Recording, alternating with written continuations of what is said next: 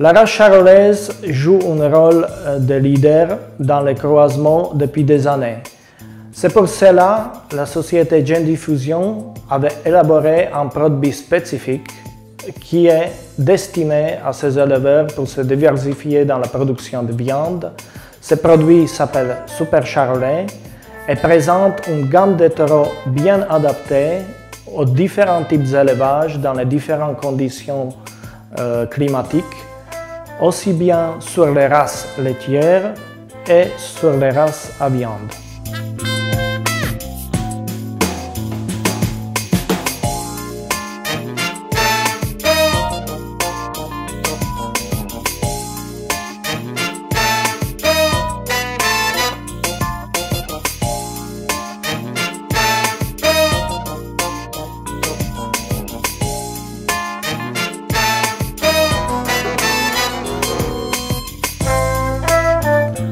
Nous pouvons utiliser ces taureaux-là pour garantir aux éleveurs la facilité de naissance, la conformation, du poids et la qualité des carcasses, et en même temps, ils peuvent garantir à nos clients et puis aux consommateurs la qualité de la viande.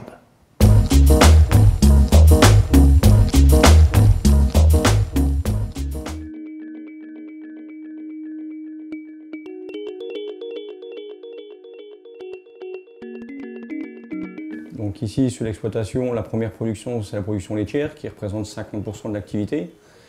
Ensuite, elle est complémentée par deux activités, une activité de céréales et une activité d'engraissement de jeunes bovins. Et on s'est vite rendu compte qu'il y a un intérêt d'engraisser des veaux pour augmenter le revenu de l'exploitation, diversifier les ressources de revenus. Et aussi, le fait de faire du croisement avec du charolais permet d'améliorer la rentabilité de l'atelier d'engraissement. Aujourd'hui, l'engraissement sur l'exploitation représente 20% du revenu total de l'exploitation. Et tout naturellement, on s'est tourné vers le charolais, puisque c'est une race qui est réputée pour ses valeurs bouchères, de charcuterie, de capacité à faire de la viande. Et quand on l'a testé, au fil des années, on s'est rendu compte que c'était la race qui correspondait le plus. De plus, la génétique a largement évolué. Aujourd'hui, on nous propose des taureaux avec des facilités de vélage, puisque c'est quand même la première chose. Il faut que le vélage se passe le plus facilement possible. La réussite du veau passe par là. Et dans un deuxième temps, c'est aussi tout ce qui est qualité d'engraissement, qualité de précocité des animaux, qui permet finalement de finir les animaux le plus rapidement possible, avec une consommation fourragère la moindre. Et le charolais, finalement, est la race qui s'adapte le mieux à notre système d'exploitation et qui correspond très bien à une valorisation d'un produit final.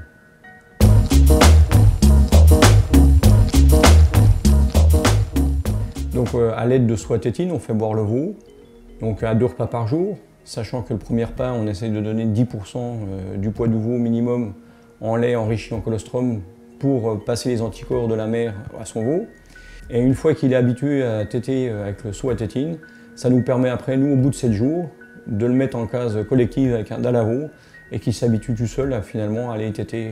Et après, il a ses 3 repas par jour et il se débrouille tout seul.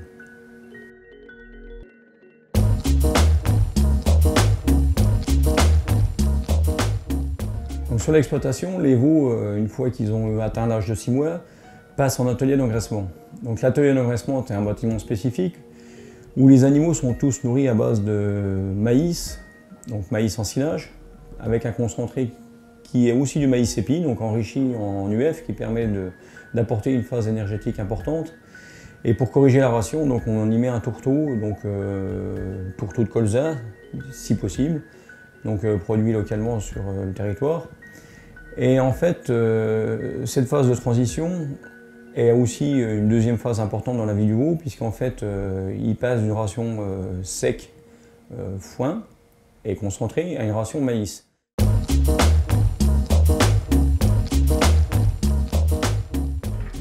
On a fait le choix d'avoir une production de jeunes bovins qui sont finis entre 18 et 20 mois.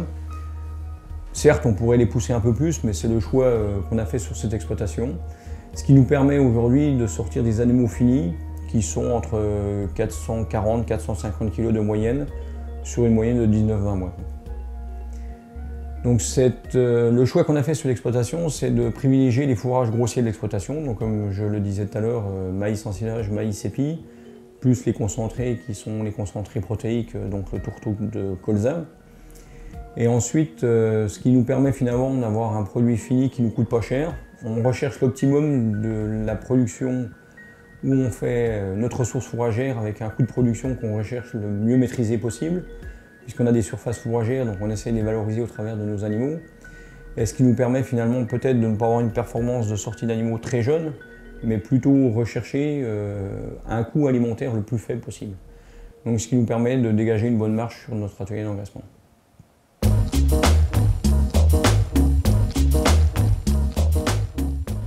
Aujourd'hui, sur l'exploitation, que ce soit un veau Holstein ou un veau croisé Holstein-Charolais, il est nourri de la même façon du premier jour jusqu'au dernier. Donc on a fait le choix d'avoir un seul mode alimentaire, quel que soit le veau. On peut se rendre compte qu'au regard de notre expérience, sur l'exploitation, entre un jeune bovin qui part à l'abattoir Holstein et un jeune bovin Holstein croisé Charolais, sur le même animal, avec la même méthode d'alimentation, le même suivi sanitaire et autres sur l'ensemble de la vie de l'animal, on a une différence qui est de 50 kg de carcasse. Il faut savoir qu'aujourd'hui en France, on est classé sur un modèle de grille Europe, qui est sur l'ensemble du territoire européen, et on gagne une classe. Donc une classe, c'est aujourd'hui pour nous, c'est 45 à 50 centimes du kilo de plus sur le même bovin. Donc on a un gain par animal de 400 €.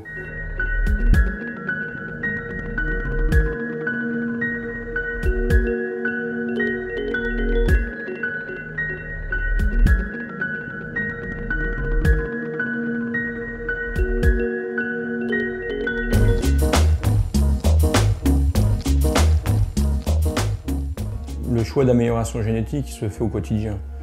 C'est un choix de facilité d'élevage pour nous, d'avoir les animaux les plus conformes pour nous en termes de capacité à élever simplement et facilement nos animaux, le choix de faire le plus de lait possible avec les vaches laitières, la meilleure viande possible avec nos produits issus du croisement charolais. Et pour faire tout ça, en fait, on travaille en lien très étroit avec Gènes Diffusion qui finalement nous accompagne au travers de ces techniciens sur les capacités à faire les meilleurs choix génétiques, à développer le sexage, les croisements. Et en fait, cette relation quotidienne nous permet aujourd'hui d'optimiser et de rechercher une meilleure valeur ajoutée sur l'exploitation et d'améliorer notre revenu global sur nos produits animaux.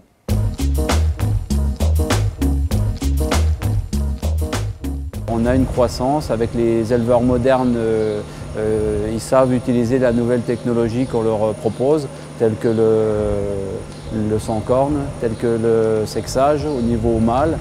Donc ici au niveau du GAEC de Barbezieux, il y a une demande qui est prévisionnelle là-dessus, sur la demande de sexer mâle, pour valoriser au mieux encore leur atelier d'engraissement. En 2015, le schéma Super Charolais de Gènes Diffusion fête ses 50 ans d'existence. Pendant de nombreuses années, nous avons réalisé du testage sur descendance en ferme sur les deux principales races laitières que sont les Holstein et les Montbéliardes. C'est pour cela que Gènes Diffusion, qui est une entreprise qui va de l'avant, a choisi, il y a 4 ans, de démarrer un programme génomique qui a abouti en octobre 2013 au lancement de la gamme GenCross. Cette gamme très innovante permet d'avoir des taureaux génomiques spécifiques qui répondent aux différentes productions. Dorénavant, chaque éleveur peut orienter ses choix selon la production qu'il souhaite mener, veau de boucherie ou jeune bovin engraissé à 15-16 mois. Cette gamme GenCross est très complémentaire à une utilisation de semences sexées en race pure.